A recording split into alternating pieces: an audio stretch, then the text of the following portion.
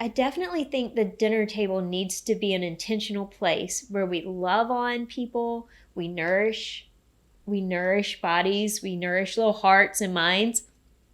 But it can be so frustrating when they're turning their nose up at what you've spent time making, and you're tired and you've had a long day.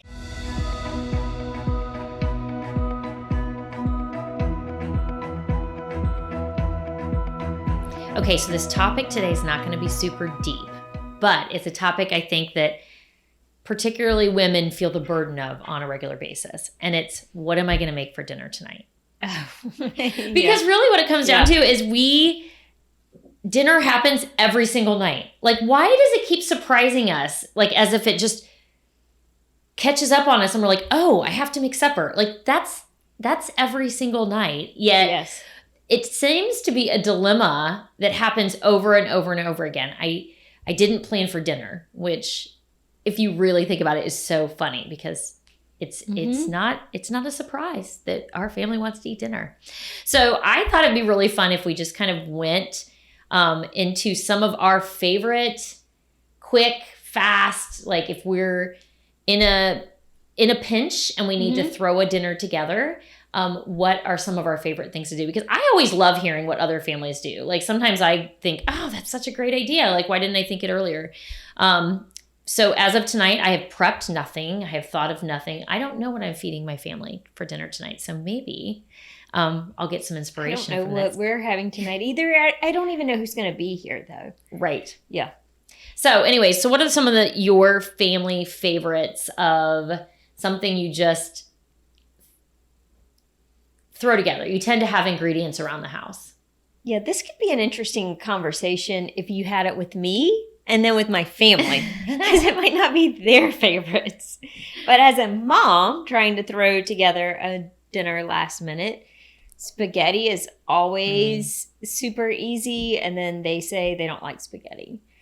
Chicken casserole is usually an easy one to put together.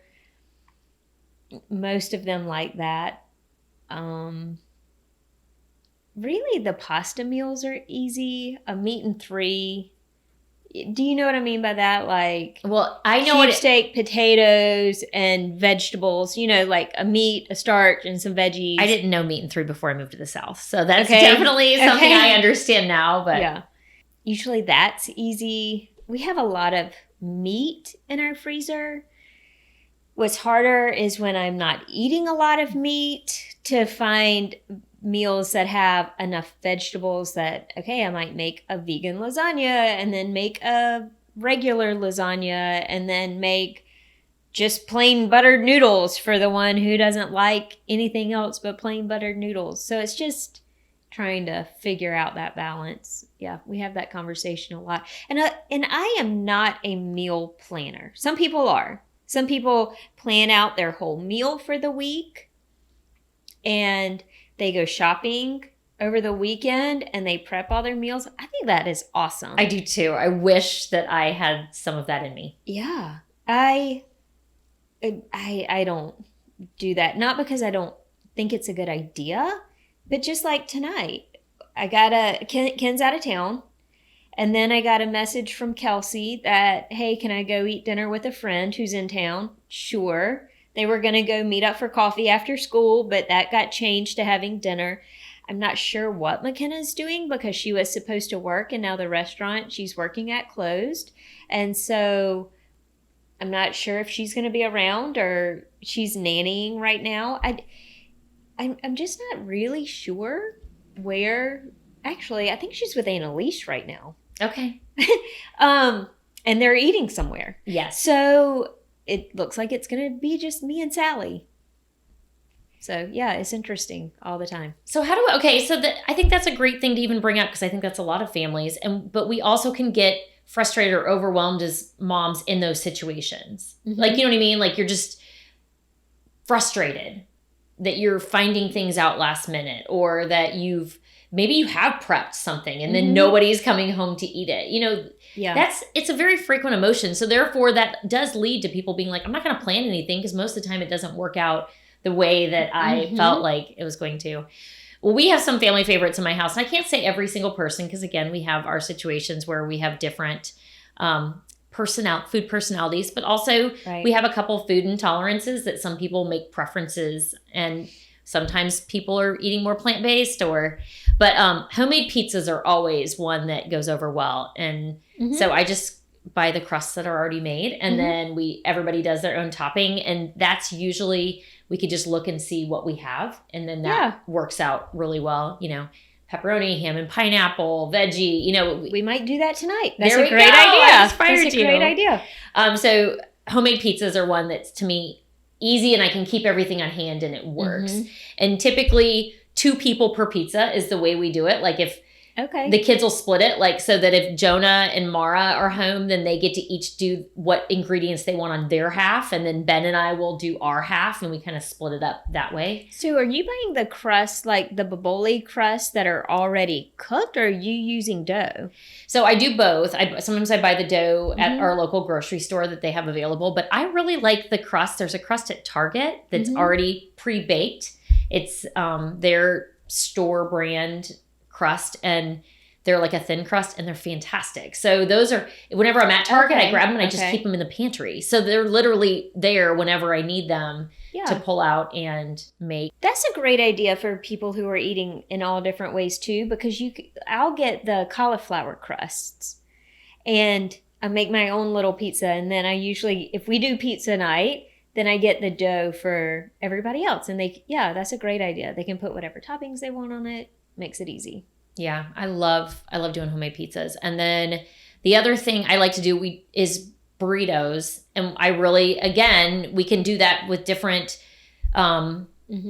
people's tastes in the house. Everybody just makes their own burrito.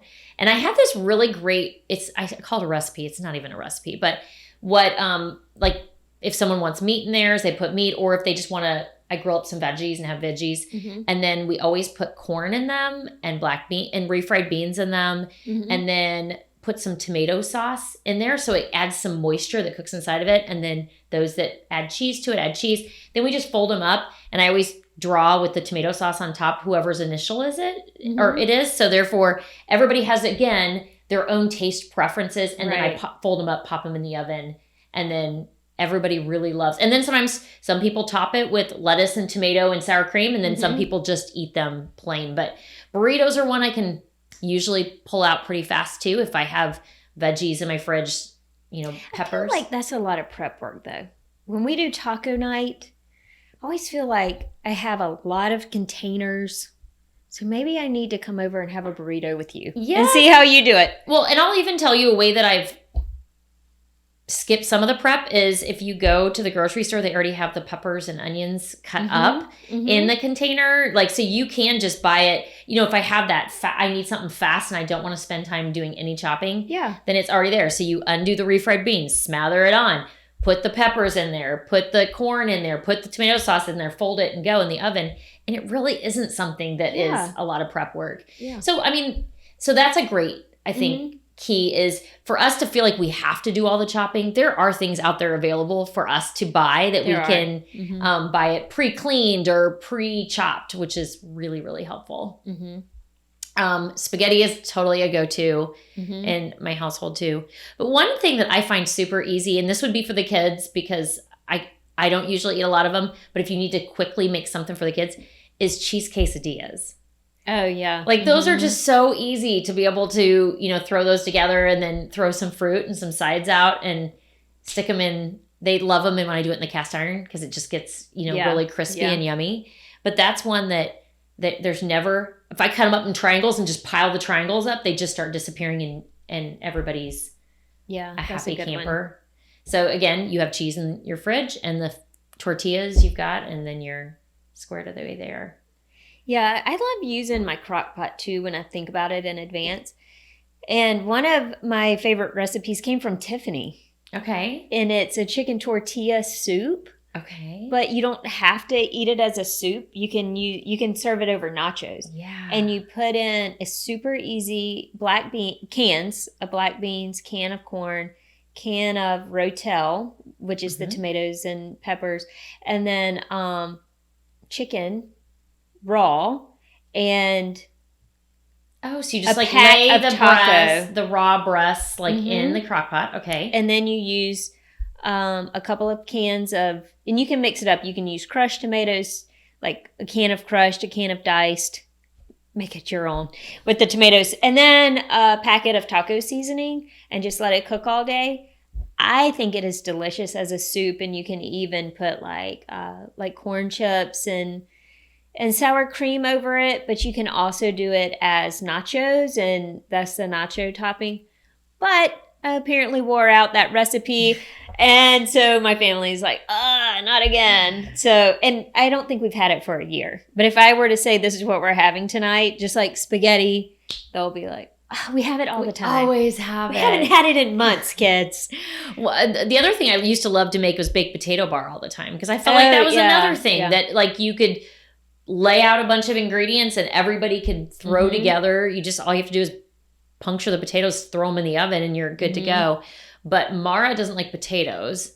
So then I always have to go some other direction with her. And so it's kind of like I just stopped doing it, because then I was figuring out more than one thing. But I do love a good baked potato bar. And then you could, and for somebody in the family that doesn't want the potato, they could have a salad bar. And then sometimes I would do sweet potatoes and regular for those preferences also. But I always think that those are yummy.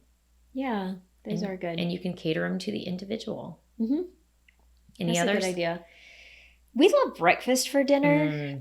We are not a big breakfast eater. None of us want to eat a huge breakfast early in the morning, but we leave so early in the morning, or they leave early for school. But we all really like breakfast for dinner, and that's a pretty easy So are you guys dinner. Waffles, pancakes, French toast? What does that consist They don't of? like French toast, but how do you not like French toast? I don't But know. they That's don't my like French toast? favorite. But sometimes it's grits, eggs, bacon, biscuits. The Sometimes Southern. sometimes it's pancakes with different types of toppings. Sometimes waffles, but with usually some type of a meat, usually bacon. But yeah, so those are easy, yummy dinners. In the summer, it's really hot. So a lot of times we'll just have sandwiches, or we'll do a hummus dip, like a layered hummus dip, but not everybody likes hummus. So it depends on who's having dinner with us, but layer hummus with chopped cucumbers and tomatoes and olives and sour cream and cheese, or it's like a 7-layer Mexican dip, but without the refried beans. It's hummus instead. And I usually don't put taco seasoning in it, but sometimes if I want it to be more like a taco dip, I do. So, and that's just, you can eat that with chips or with slices of cucumbers, and that's a good summer meal. We like that in the summer. I also love when we have a Boston butt that we have, like Ben has done on the grill, or I do them in the crock pot sometime also. And then also there's a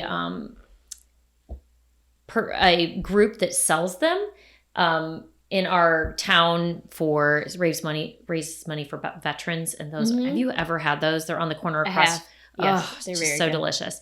But anyway, like, so we may do sandwiches with those, but then my family, Or like because sliders. we don't do them like consistently, but yet you may have a lot of meat on hand. Yeah. But we love doing nachos, like barbecued nachos with them maybe a couple days later. So that meat we mix it up with the sauce. Sometimes we even drizzle sauce over it when we're done, but then doing the meat and the cheese and the chips. And that's pretty delicious too. That is good.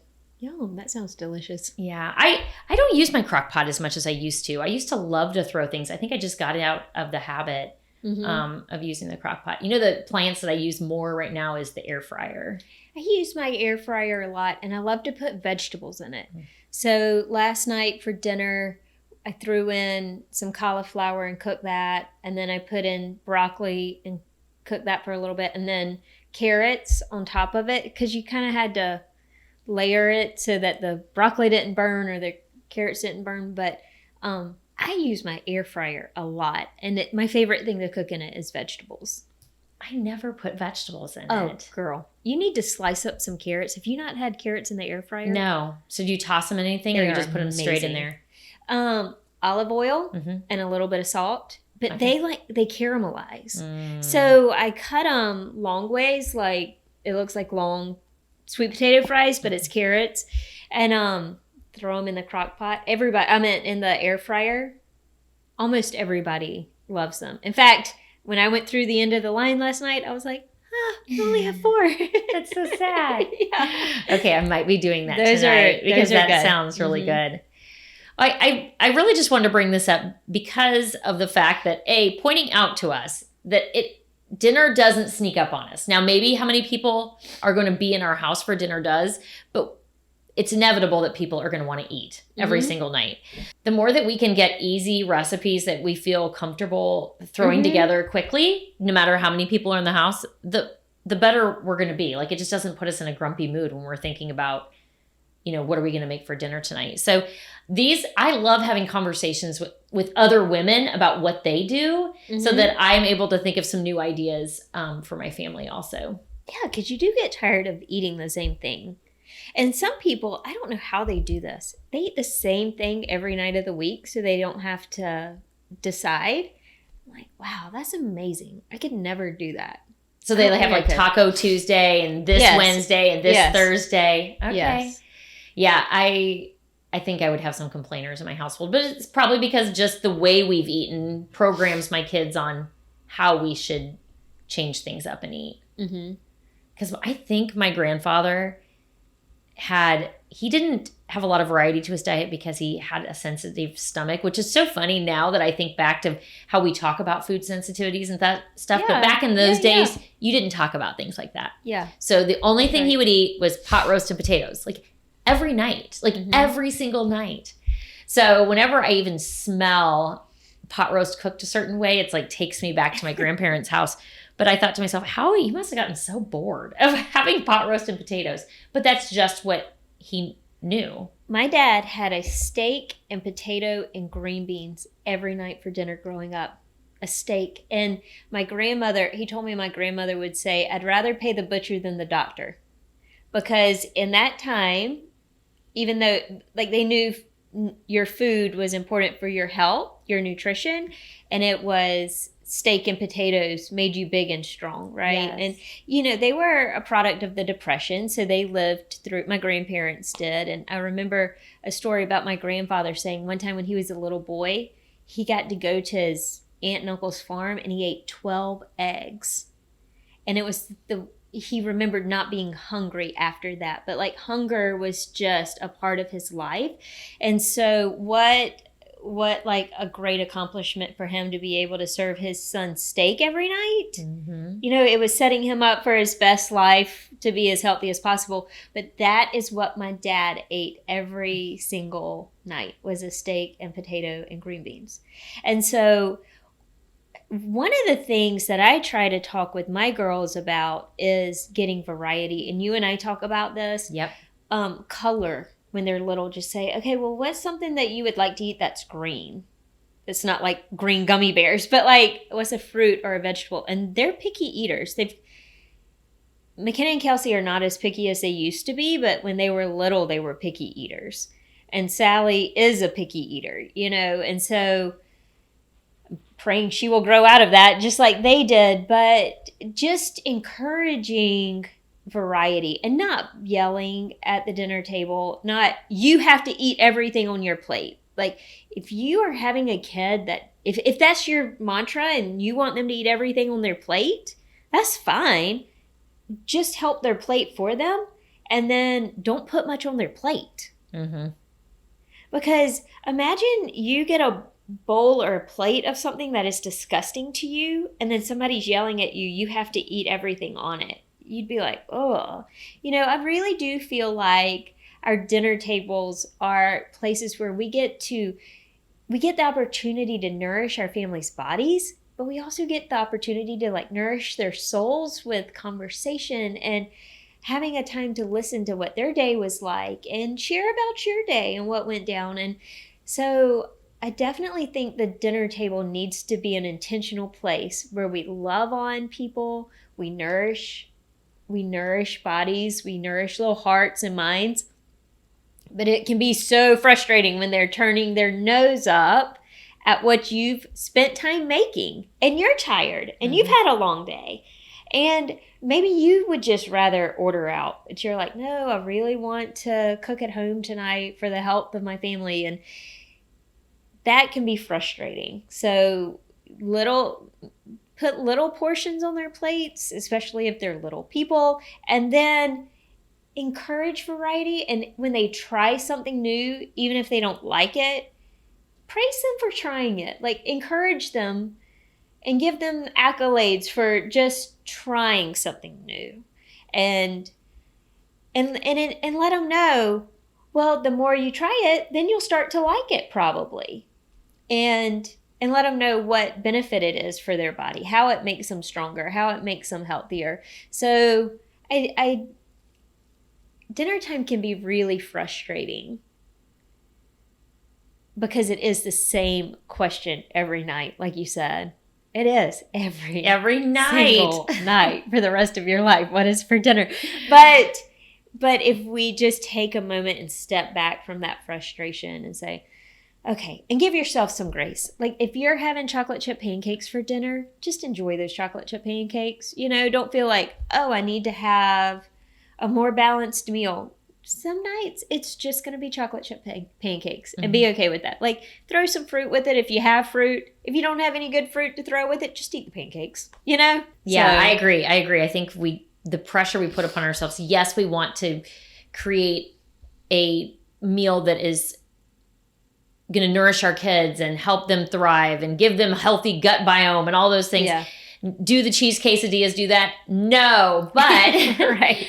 But I'm in a position that I want to enjoy my kids, enjoy my time, remove the frustration. So there's going to be a night that cheese quesadillas are the thing, and I am not going to feel guilty about it. Right. Like, I throw fruit, take the fruit out of the fridge and throw it on there, and they're popping that too. Mm-hmm. Okay, so I don't want to go long on this, but I want to end with the most random thing that my children ate when they were little. And it just may help some mom out there, because you talk about eating something green. Mm-hmm. Frozen peas were the chosen vegetable. And I would put it in a bowl, and we would pop them as snacks. Yeah. And my kids did not know, they were totally fine with it. Would not eat a cooked pea for the life of them, but would do frozen peas. And I have had friends that have started doing that with their littles after that, because they're like, oh my gosh, it works. It's almost like they feel like they're popping like a candy or something, which is hilarious. So, mamas, I want to go ahead and it has nothing to do with the topic, except I have this vision of I can stick out the quesadillas, but I also can do a bowl of frozen peas next to them. And they literally grab them in handfuls, out of like a candy dish, and eat them. So you just never know what your kiddos are going to. So Kelsey does not like blueberries, but she likes frozen blueberries. And we all do. Like, I did the same thing, pulled out frozen blueberries the other day. In a bowl, we were just eating them because they're delicious that way. So that's a way that you just be like, you just keep, you work the system. You work the system of what's going to work for your family and your kids. And I hated tomatoes when I was little, and I love them now. So just because they hate a food now does not mean that that's a lifelong sentence. Unless you continually it. And you don't force it. Yes. Because that can be a sentence of, I will never eat that again. I think that's, whenever I love Brussels sprouts, and you'll talk to some people that were always forced their whole life to eat slimy Brussels sprouts. And they're just like, they just can't slimy even. Ones. They can't boil it, gross. If you put it in the air fryer. Put it in the air fryer. Yeah, they're delicious. Roasted. One thing, if you are struggling to get greens into your kids, because we all need greens. Our bodies need that. Liquid chlorophyll is a great option. A lot of times it has a minty flavor to it. And when they were little, we called it bubblegum water because it tasted like water that bubblegum had been sitting in. And then they would drink it, but they had an aversion to anything green. Like, oh, it's green, I don't want to eat it. And so it made meal times a lot better, because the point of a mealtime is to nourish our bodies. Mm-hmm. And so if they turned their nose up at what we were eating, I would say, okay, well, you can have a sandwich, but you have to have some green drink. Or when they got older, we just called it green drink. And, okay. And they would drink their chlorophyll water. Well, apparently now, or 2 weeks ago. I think these trends die out pretty quickly. It was a trend on TikTok. Really? Yes. Was this chlorophyll water? Because one of my girls messaged me and said, Mom, what is the chlorophyll water the chlorophyll drink that we have? And I screenshotted it and sent it to her. You couldn't buy it because it was a trend on TikTok. And so where do you buy chlorophyll drink from? I buy it online at Nature's Sunshine, and I think it just says chlorophyll drink or something. It might just say I think it says liquid chlorophyll, and that is one. I tried a bunch of green drinks. That is one that they would drink. In fact, a lot of times for breakfast too, if they aren't wanting to eat much for breakfast, I'll say, okay, at least get a little bit of green drink before you go out the door. And so talk about a great energy boost for the day. That's fantastic. Mm-hmm. Yeah. Yeah. And it is good. It's refreshing, but it will turn your tongue green. Okay. If you drink too much of it. So that's good to know. Yeah. Or if you mix it with cranberry juice for some reason, if you mix that with the all natural cranberry, it definitely sticks with you. But okay. Yeah, so I guess I don't have a ton of really good go-tos that my family loves. I'm trying to think of the things that they would love, but Ken loves meatloaf. He will only eat my meatloaf. It is pretty good, but most people are like, meatloaf is disgusting. Oh, I love meatloaf. I haven't made it in so long. I love meatloaf. Mm-hmm. Yeah. Yeah. Well, I think just keeping some things handy in the fridge, and the other thing is also freezing when you have leftovers. Mm-hmm. Instead of throwing them out, seal them and freeze them, and then they're easy things to pull out when you are in that bind. Mm-hmm. That pork barbecue, for example, that always goes straight into my freezer. And then or taco meat, that's fantastic to have that already frozen and ready to go. I try to freeze. That's like something in the last year that I didn't used to do. Mm-hmm. I try to freeze things more now than ever. And I found it so helpful to be able to pull things quickly to throw dinners together. Yeah. And if you are making something like a lasagna or a casserole, you make two, because it's just as easy to make two as it is to make one, and put one in the freezer. I also do that at the holidays. So at Thanksgiving, when I'm making a sweet potato casserole or macaroni and cheese, I'll make two and put one in the freezer, and then that's already made for Christmas. And then I can just pull it out on Christmas morning and it thaws out and pop it in the oven. And then my gosh, that's so smart. Yeah, it minimizes how much time you are in the kitchen on Christmas Day. That's so smart, because you're absolutely right. Making two lasagnas is not, you prep the work of getting the ingredients and then the rest of it. I love it. Awesome. Okay, if you have any meals that they've been popping in your mind, you're waiting for us to say this special meal and we didn't, but you'd like to share it with others, then please comment on the comment section of the podcast. We would love to hear about what special meals that you can quickly throw together for your family. Remember, mealtime's not supposed to be super stressful, but it does happen every day. So make sure that it doesn't take you by surprise. If you want to hear more of our podcasts, or learn more about Dee Dee and my coaching, please go to www.liveyourdesign.life. Have an awesome day.